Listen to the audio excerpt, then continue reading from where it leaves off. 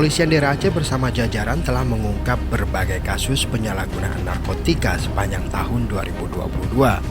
Hampir setengah ton narkoba jenis sabu berhasil ditangkap dengan jumlah tersangka mencapai 1.771 orang, 33 diantaranya wanita.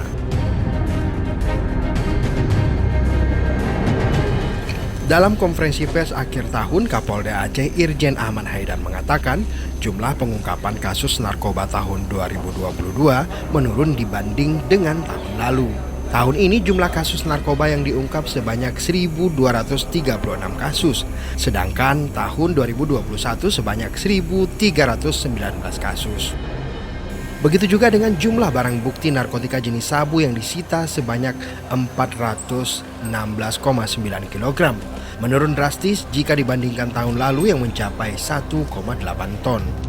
Sementara narkoba jenis ganja pada tahun ini yang berhasil ditangkap sebanyak 557 kg dan ladang ganja yang dimusnahkan seluas 46 hektar lebih. Begitu juga dengan pengungkapan pil ekstasi. Tahun ini yang disita 148.000, menurun dibandingkan tahun lalu 173.000 butir. Dengan tahun 2021 ini ada penurunan kasus. Namun kalau kita lihat di sini rekan-rekan, untuk jumlah tersangka tahun 2021 itu ada 1.756 dengan ganja yang dapat kita tangkap, yaitu ada 1 ton dan sabu 1,8 ton.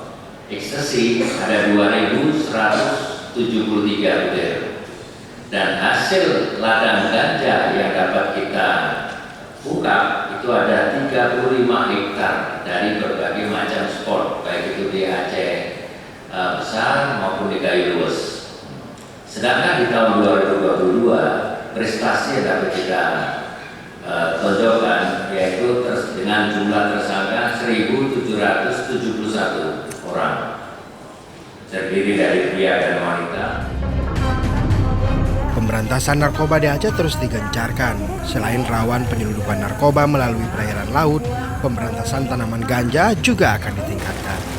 Sejauh ini aparat penegak hukum belum berhasil mengungkap bandar besar di balik pemasok narkotika dari luar negeri ke Indonesia melalui perairan Aceh. Tim Liputan Aceh Video.